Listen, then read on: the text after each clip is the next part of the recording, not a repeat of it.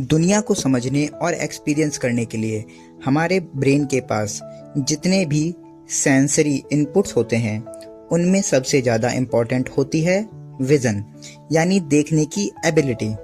Estimate के हिसाब से हमारी साइट लर्निंग, परसेप्शन और कॉग्निशन का लगभग 80 to 85% हिस्सा बनाती है। बाकी सेंसेस में हियरिंग लगभग 11%, स्मेल 3.5%, टच 1.5% और टेस्ट सिर्फ 1% कंट्रीब्यूट करती है। ये थोड़ा एग्जैजरेटेड लग सकता है, लेकिन सोचो, साउंड की स्पीड लाइट के मुकाबले में काफ़ी कम होती है। इसी वजह से हम बिजली चमकने को पहले देख लेते हैं और थंडर बाद में सुनाई देती है। विज़न हमें दूर तक की चीज़ें देखने की एबिलिटी देता है जो बाकी सेंसेस नहीं दे सकते। आसपास की चीज़ें स्मेल तो कर सकते हैं, लेकिन टेस्ट या टच के लिए वो चीज़ हमारे बिल्कुल पास होनी चाहिए। इसीलिए जिन लोगों के पास विज़न नहीं होती उनके लिए ऐसा मानना आसान है कि उनका वर्ल्ड परसेप्शन डल होगा या उन्हें कम इन्फॉर्मेशन मिलती होगी, लेकिन रियलिटी में ह्यूमन ब्रेन की एक अमेजिंग एबिलिटी होती है अडेप्ट करने की। जो लोग अंधे पैदा होते हैं या बचपन में ही विज़न लॉस कर देते हैं, उनका हियरिंग सेंस ज़्यादा शार्प हो जाता है। वो आवाज़ों से ज़्यादा इन्फॉर्मेशन निकाल पाते हैं उन लोगों के मुकाबले जिनमें विज़न होती है। कुछ लोगों के लिए तो ये साउंड इन्फॉर्मेशन इतनी पावरफुल हो जाती है कि उनका ब्रेन साउंड से पिक्चर तक बना पाता है, बिल्कुल वैसे जैसे आँख वाले लोग अपनी आँखों से देख पाते हैं। कुछ लोग बिना देखे भी माइंड से आई में इमेज या विजुअल्स बना लेते हैं।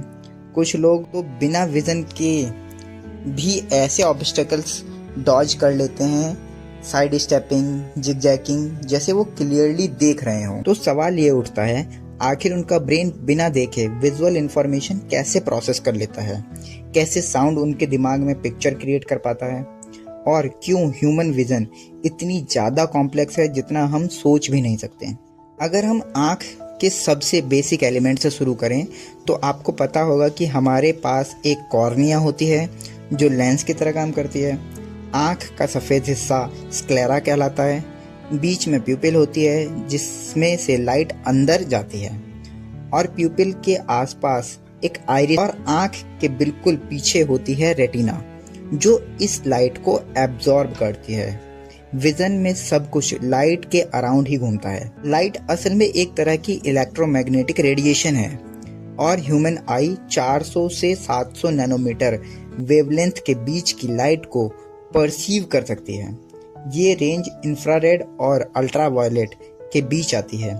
रेटिना के ऊपर अलग अलग तरह के फोटो कोन शेप्ड रिसेप्टर्स जो रेड, ब्लू और ग्रीन लाइट डिटेक्ट करते हैं, और रॉड शेप्ड रिसेप्टर्स जो कम लाइट में विज़न में हेल्प करते हैं। जब लाइट आँख के थ्रू ट्रैवल करती है तो वो ऑप्टिक नर्व के जरिए ब्रेन में जाती है। सबसे पहले थैलेमस में, फिर प्राइमरी विजुअल कॉर्टेक्स, यहाँ से प्रोसेस्ड इंफॉर्मेशन प्रीफ्रंटल कॉर्टेक्स तक जाती है। आँखें जो देखती हैं उससे ज़्यादा काम हमारा ब्रेन करता है। इवन अगर किसी की विज़न परफेक्ट हो, जो हम देखते हैं वो पूरा सच नहीं होता, बल्कि एक इल्यूजन होता है। सोचो, हम ब्लिंक यानी कि पलक झपकते हैं कितनी बार करते होंगे? लगभग अपने वेकिंग आवर्स का 10% टाइम आंखें बंद होती हैं, लेकिन हम कभी महसूस नहीं करते कि हमारी विज़न रुक गई है। क्यों? क्योंकि ब्रेन उस गैप को फिल कर देता है जैसे कुछ हुआ ही नहीं हो। इसी तरह हमारी हर आंख में एक ब्लाइंड स्पॉट होता है, इतना बड़ा जितना आपकी 4 उंगलियों का एरिया है। फिर भी हमारे विज़न में कोई खाली जगह महसूस नहीं होती, क्योंकि ब्रेन खुद उस ब्लैंक को कवर कर देता है। और फोविया जो हमारे विजुअल फील्ड का सेंटर है, वो पेरिफेरल विज़न में से बहुत ज़्यादा एक्यूरेट होती है। फिर भी हमें लगता है कि हम साइड में भी क्लियरली देख सकते हैं। ये सब ब्रेन का कमाल है जो इल्यूजन क्रिएट करता है और हमारी आँखों को ज़्यादा पावरफुल बना के दिखाता है जितना वो असल में होती है। हमारा ब्रेन कॉन्स्टेंटली उन चीज़ों का पिक्चर बना रहा होता है जो हम एक्चुअल में आंखों से देख ही नहीं पा रहे होते हैं। और जिन लोगों के पास विजन नहीं होती उनका ब्रेन और भी आगे बढ़ जाता है, बिना लाइट के ही पूरा एनवायरनमेंट का मैप क्रिएट कर लेता है। इकोलोकेशन। जब इकोलोकेशन शब्द 1944 में साइंटिफिक टर्म के रूप में इस्तेमाल हुआ था, तब ये बस बैट्स का अपने एनवायरनमेंट में नेविगेट करने के लिए, तब ये माना गया था कि ये उन क्रिएचर्स के पास होती है जो अंधेरे में उड़ते हैं और शिकार करते हैं। उस टाइम पे लोग सोचते थे कि अगर कोई इंसान अंधा हो तो उसे सिर्फ टच के जरिए ही रास्ते का एहसास होगा, लेकिन कहानी इतनी सिंपल नहीं थी। 1749 में फ्रेंच फिलोसोफर डेनिस ने एक अजीब ऑब्जर्वेशन किया। उन्होंने एक ऐसे ब्लाइंड दोस्त का जिक्र किया जो बिना देखे आसपास की चीजें लोकेट कर सकता था।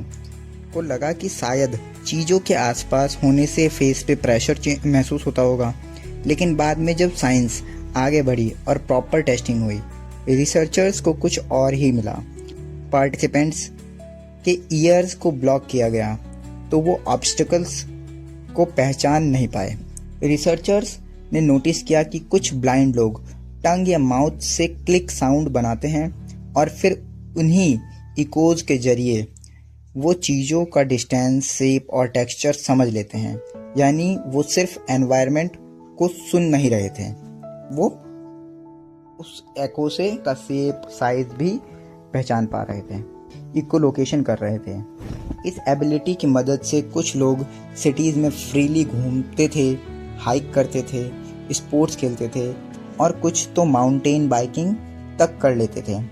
यहाँ साइंटिस्ट को रियलाइज़ हुआ उन्हें ब्लाइंडनेस को समझने का नज़रिया ही बदलना पड़ा। लेकिन सवाल ये था, ब्रेन के अंदर एक्चुअल में हो क्या रहा है? क्या ये सिर्फ एक एनहेंस्ड सेंस ऑफ हियरिंग है? आंसर तब मिला जब रिसर्चर्स ने MRI मशीन्स का यूज़ किया। एक एक्सपेरिमेंट में 5 ब्लाइंड लोग, 5 साइटेड लोग और 5 ब्लाइंड इकोलोकेटर्स को MRI में रखा। सभी को एक रिकॉर्डिंग सुनाई गई जिसमें क्लिकिंग साउंड थी, किसी ऑब्जेक्ट से टकरा के वापस आ रही थी। साइटेड लोगों और नॉर्मल ब्लाइंड लोगों के ब्रेन में ऑडिटरी प्रोसेसिंग एरिया एक्टिव हुआ, लेकिन इकोलोकेटर्स के ब्रेन में कुछ अलग ही हुआ। उनका विजुअल कॉर्टेक्स लाइट अप हो गया, बिल्कुल वैसे जैसे किसी साइटेड पर्सन का हो जाता है।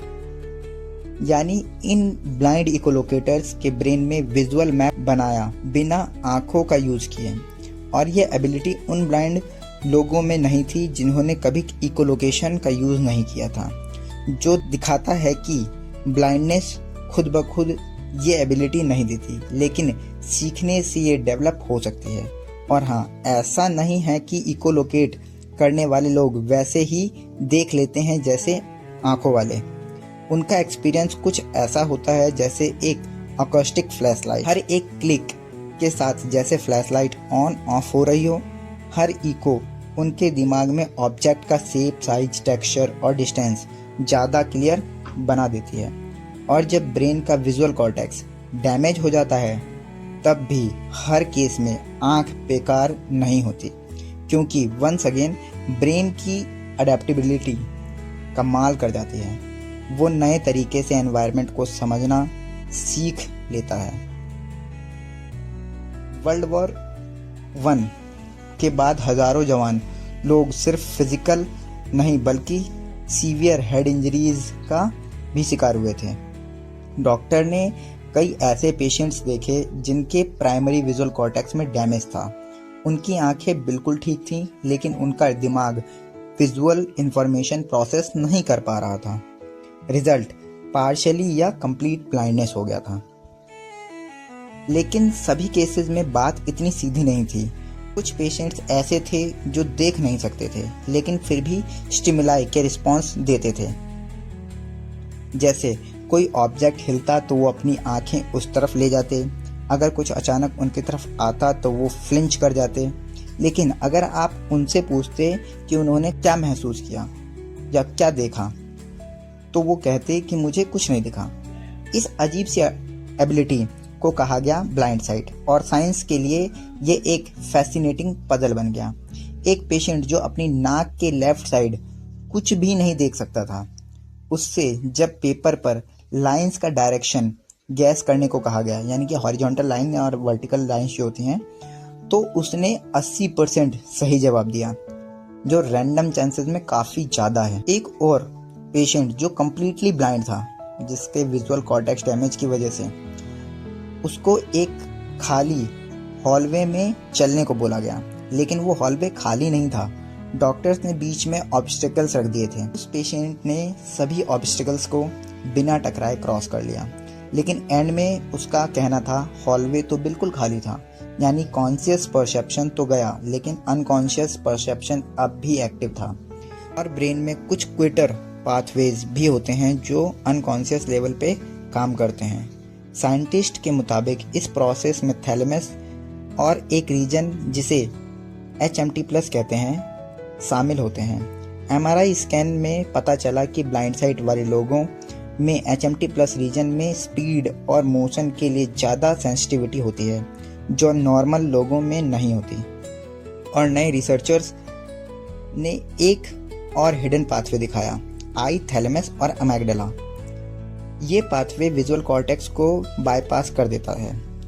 अमेगडाला इमोशनल प्रोसेसिंग का सेंटर है और ये शॉर्टकट शायद इसलिए इवॉल्व हुआ था ताकि हम फास्ट थ्रेट डिटेक्शन कर सकें बिना कॉन्शियसली देखने के। लेकिन ब्रेन के बारे में अभी भी बहुत कुछ हम नहीं जानते और विजन लॉस में ब्रेन कई अजीब तरीकों से कंपनसेट करता है, जैसे एक और केस चार्ल्स बॉनेट सिंड्रोम। ये उन लोगों में कॉमन है जिनका विजन रैपिडली खराब हो रहा होता है, जैसे मस्कुलर डिग्रेडेशन।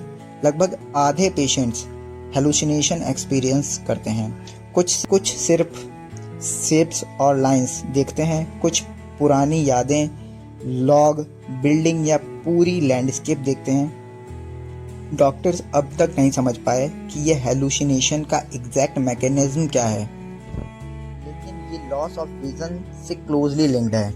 अक्सर ये हेलुसिनेशन 1 से 1.5 साल में ख़त्म हो जाती है। फिर भी साइंस रुकती तो नहीं है।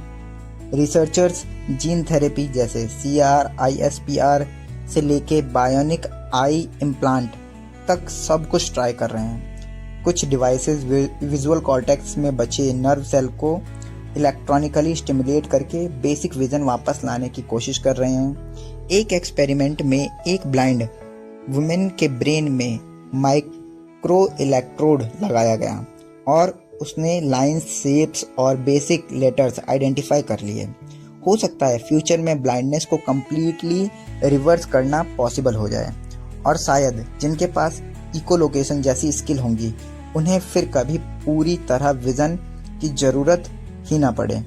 ह्यूमन ब्रेन यूनिवर्स का सबसे कॉम्प्लेक्स स्ट्रक्चर है, 100 बिलियन न्यूरॉन्स के साथ, और एक्टिविटी के परम्यूटेशंस इतने ज़्यादा कि वो एटम्स के नंबर्स से भी आगे निकल जाते हैं। इसलिए ब्रेन हमें हमेशा सरप्राइज करता है। और हाँ, जो हम अपने ब्रेन को एवरेज समझते हैं, सही ट्रेनिंग और सिचुएशन में वो भी एक्स्ट्रा ऑर्डिनरी काम कर सकता है।